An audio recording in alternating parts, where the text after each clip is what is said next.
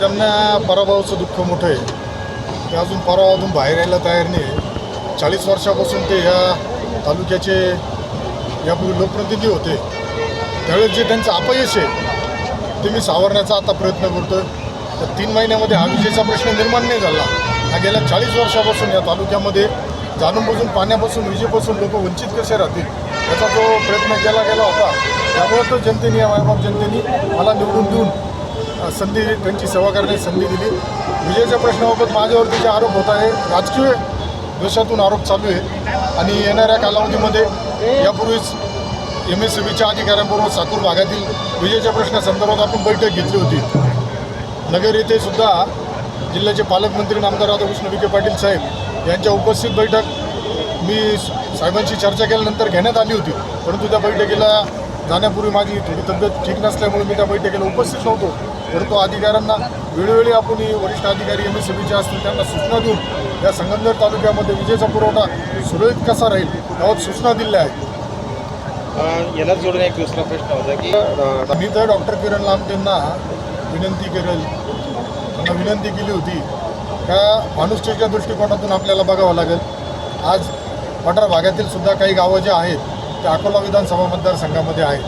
त्यामुळं पाण्याची ज्यावेळेस गंभीर प्रश्न निर्माण होतो त्यावेळेस आपल्याला माणुसकीच्या भावनेने पुढे यावं लागेल.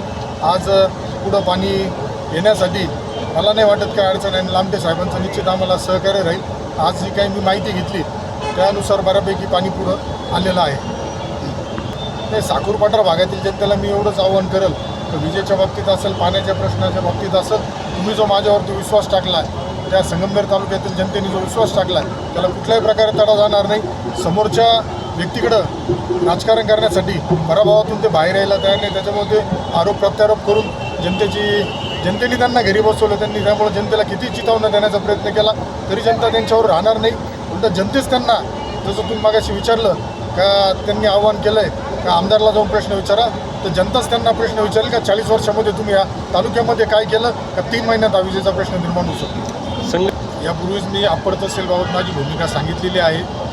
महसूल मंडळाची पुनर्रचना झाल्याशिवाय आणि त्या गावातील जनतेला विश्वासात घेतल्याशिवाय अप्पर तहसील प्रस्तावामार्गी कुठलाच होणार नाही. या संदर्भात मी मुंबईला सुद्धा वरिष्ठांशी बोललेलो आहे. महसूल मंत्र्यांशी बोललो, एकनाथ शिंदे साहेबांशी बोललो, पालकमंत्री विखे पाटलांशी बोललो, जे महसूलचे अवर सचिव आहेत त्यांच्याशी सुद्धा बोललेलो आहे आणि त्याचं पत्रसुद्धा स्थगिती दिल्याचं पत्रसुद्धा त्यांनी काढलेलं आहे. परंतु माझी तब्येत व्यवस्थित नसल्यामुळे 3 दिवस आराम करत होतो. मी आता उद्या मुंबईला गेल्यानंतर ते पत्रसुद्धा आपल्या माहितीसाठी पाठवेल आणि जनतेची जी मागणी असेल त्यानुसारच या अप्परचं विभाजनाचा विषय पुढे होईल.